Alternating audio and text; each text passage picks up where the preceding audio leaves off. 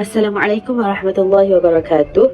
Pada kali ini, kumpulan kami akan membentangkan tugasan pembentangan PPPY 1182 Akidah Islam yang dipimpin oleh Dr. Muhammad Haidar dengan tajuk Imam An-Nawawi.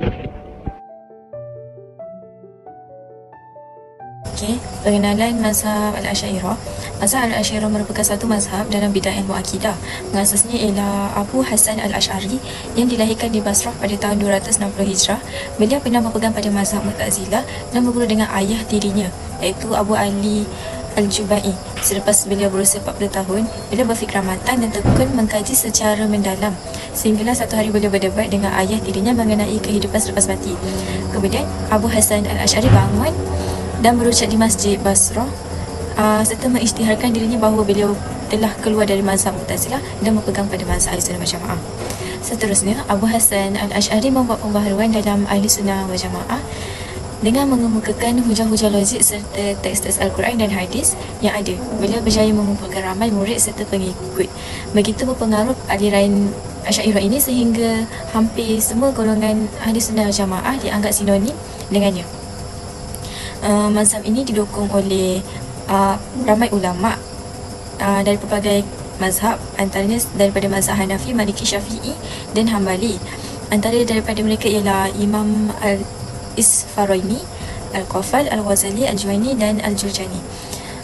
Pembaharuan yang dibawa oleh Abu Hasan Al-Asy'ari ini membawa kekuatan kepada Ahli Sunnah bagi menghadapi hujah golongan Mu'tazilah yang berkembang pesat dan mendapat sokongan daripada pemerintah kerajaan Abbasiyah pada ketika itu. Imam Abu Hasan Al-Asy'ari kemudian meninggal pada tahun 324 Hijrah dengan meninggalkan karya-karya dan buku sebagai pusaka ilmu yang berharga serta murid-murid yang meneruskan perjuangannya. Dia telah mewariskan satu mazhab akidah yang dianuti oleh sebahagian besar umat Islam sehingga ke hari ini bagi menghadapi cabaran-cabaran baru yang tidak ada pada zamannya. Baiklah, untuk tokoh-tokoh ulama Al-Asy'ariyah terbahagi kepada tiga. Yang pertama, ilmu akidah. Yang kedua, ilmu tafsir. Yang ketiga, ilmu hadis. Okey, untuk ulama ilmu akidah yang terkenal di antaranya ialah Imam Abu Hasan Al-Asy'ari, Imam Ishaq Al-Shirazi, Imam Fakhruddin Ar-Razi, Imam Baqillani dan Abu Ishaq Al-Isfaraini. Okey. Untuk ulama tafsir pula, Imam Al-Qurtubi, Imam Ibn Kathir, Imam Fakhruddin Ar-Razi, Imam Al-Buwawi dan Imam Jalaluddin As-Suyuti. Untuk ilmu hadis pula, di antaranya adalah Imam Abu Hasan Ad-Darqutni, Imam Ibn Hibban, Imam Al-Hakim An-Naisaburi, Imam Khatib Al-Baghdadi dan Imam Al-Nawawi. Okey, sekarang kita beralih kepada biografi Imam Al-Nawawi. Nama lengkap beliau adalah Abu Zakaria Yahya bin Sharaf bin Muri bin Husin bin Muhammad bin Jum'ah bin Hizam Al-Hizami An-Nawawi. Beliau merupakan seorang yang sangat warak dan zuhud. Beliau dijuluki dengan gelaran Al-Imam, Al-Hafiz, Al-Qudwah yang bermaksud tauladan, Syekhul Islam, Muhyiddin yang bermaksud pemberi kehidupan agama dan Abu Zakaria. Nama Nawawi disandarkan kepada nama kampung beliau iaitu Nawa yang berada di kota Damaskus. Sedangkan nama Hizam pula dibangsakan kepada atuk beliau yang bernama Hazim. Imam Al-Nawawi lahir pada bulan Muharram tahun 631 Hijrah. Seterusnya pada umur 10 tahun di tahun 649 Hijrah, beliau telah berkelana menuju ke kota Damaskus dan menetap di sana untuk menuntut ilmu, menghafal kitab An-Tanbih selama 4 hingga 5 bulan dan menghafal kitab Al-Muhadzab selama setengah tahun di hadapan gurunya Al-Kamal bin Ahmad. Beliau tetap tinggal di kota Damaskus tanpa berpindah kemanapun sehinggalah beliau meninggal. Pada tahun 651 Hijrah, beliau telah menunaikan ibadah haji bersama orang tuanya dan tinggal di kota Madinah selama 1 bulan setengah, dan beliau memanfaatkan waktu itu untuk menuntut ilmu di sana. Menurut pandangan yang rajih, Imam Nawawi meninggal dunia sementara umurnya tidak lebih daripada 45 tahun. Beliau telah meninggalkan berkas-berkas ketetapan-ketetapan dan kitab-kitab ilmiah yang banyak. Seterusnya, guru-guru Imam An-Nawawi. Pada Tariq Tarbiyah, iaitu Syekh Yasin Al-Marakishi. Yang kedua, pada ilmu fiqh, guru-guru beliau adalah Al-Imam Abu Ibrahim Ishaq bin Ahmad bin Uthman Al-Maghribi Al-Maqdisi. Untuk guru-guru pada bidang lughah iaitu Nahwu dan Saraf, Syekh Al-Fakhru Al-Maliki dan Syekh Abu Abbas Ahmad. Yang seterusnya untuk guru-guru dalam bidang usul fiqh, iaitu Syekh Al-Qadhi Abu Al-Fath Umar dan Syekh Al-Qadhi Al-Izz Abu Al-Mafakhir Muhammad. Okey, seterusnya pada bidang hadis pula, guru-guru beliau adalah Syekh Abu Ishaq Ibrahim, Syekh Az-Zin Abdul Baqa Khalid, Imam Abdiya Ibn Tamam Al-Hanafi, Syekh Abu Ishaq Ibrahim dan Syekh Abu Abbas Ahmad. Itu di antara guru-guru beliau. Okey, yang seterusnya murid-murid Imam An-Nawawi. Okey, Imam An-Nawawi ni dia telah berjaya mendidik begitu ramai para tokoh ulama melalui pengajarannya secara telaki ataupun musyafahah. Okey, antara ulama-ulama yang pernah menjadi murid kepada Imam An-Nawawi adalah seperti Ahmad bin Ibrahim bin Mus'ab, Ahmad bin Muhammad Al-Ja'fari, Ahmad bin Al-Ishbili, Ar-Rashid Ismail bin Al-Muallim Al-Hanafi, Muhammad bin Abi Al-Fath Al-Hanbali, Ahmad Al-Darir Al-Wasiti, Sulaiman bin Umar Ad-Dir'i, Abdul Ar-Rahman bin Muhammad Al-Maqdisi, Al-Bad bin Jama'ah, Muhammad bin Al-Naqib, Muhammad bin Abdul Khalid Al-Ansari dan ramai lagi. Di antara peninggalan Imam An-Nawawi yang memberi manfaat kepada seluruh umat Islam, di antaranya ialah Riyadhus Salihin, Al-Adhkar, At-Tibyan fi Adab Hamilatul Quran, Ar-Rawdah Matan Al-Arba'in, Al-Irshad wa Taqrib fi Ulum Al-Hadith, Al-Aidah fi Manasik Al-Hajj, Al-Majmu' Syarah Muhadzab, Tahdhib Al-Asma' wal-Lughah, Al-Minhaj At-Talibin dan Syarah Sahih Muslim oleh Imam An-Nawawi.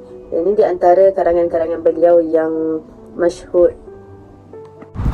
Seterusnya kita pergi kepada sumbangan Imam Al-Nawawi terhadap dunia Islam. Okey, terdapat beberapa sumbangan beliau, iaitu beliau meninggalkan karya ilmiah yang terkenal sekitar 40 buah kitab.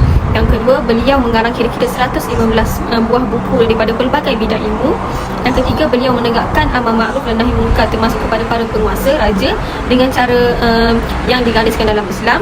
Yang keempat, beliau memperoleh beberapa gelaran kehormat dari pelbagai negara. Okey, contohnya seperti gelaran Said Ulama Al-Hijaz dari Arab Saudi, Mufti dari Mesir dan Faqih dari Syria. Okey, dan yang akhir sekali, sumbangan beliau adalah beliau telah memberi pendidikan menyeluruh kepada generasi muda di zamannya. Okey, seterusnya isu-isu yang berbangkit sekitar pemikiran mazhab Al-Asy'ariyah. Yang pertama mengenai isu sumber pengetahuan. Imam Asy'ari dan mazhab Asy'ariyah menggunakan Al-Quran, hadis dan akal dalam pembincangan terutama berkaitan akidah, namun penggunaannya berbeza mengikut zaman. Imam Asy'ari dalam memilih pendekatan sederhana antaranya adalah atas faktor aliran yang pernah menguasai perbincangan teologi pada abad itu. Terdapat dua aliran yang dilihat jelas membincangkan tentang isu-isu akidah, iaitu Mu'tazilah dan Hanabilah. Mu'tazilah sangat menggunakan akal dalam membincangkan tentang akidah, manakala Hanabilah menggunakan nas. Menurut beliau, kedua-dua aliran ini memberikan kesan kepada pemikiran dan asas akidah kerana penggunaan satu sumber dalam pemikiran sahaja. Pendekatan memahami akidah oleh Mu'tazilah akan membawa Islam jauh daripada asas sebenar kerana ia bersifat bebas, manakala pendekatan Hanabilah membawa kepada kejumulan. Dalam konteks ini, Imam Asy'ari mengambil pendekatan dengan menyatukan sumber-sumber tersebut dan menggunakannya secara seimbang. Okey, seterusnya isu Al-Quran Qadim. Asy'ariyah berpendapat bahawa walaupun Al-Quran terdiri atas kata-kata, huruf dan bunyi, semua itu tidak melekat pada esensi Allah, kerana itu Al-Quran Qadim dan tidak diciptakan. Dengan kata lain, Al-Quran adalah kalam Allah yang bererti berkait langsung dengan sifat Allah Subhanahu Wa Taala, iaitu kalam. Sifat-sifat Allah semuanya dahulu dan wujud dan sejak azali, bukanlah baru sebagaimana sifat-sifat makhluknya. Dengan demikian, Al-Quran bukanlah makhluk seperti yang dikatakan oleh Mu'tazilah. Seterusnya, isu kedudukan orang yang berdosa.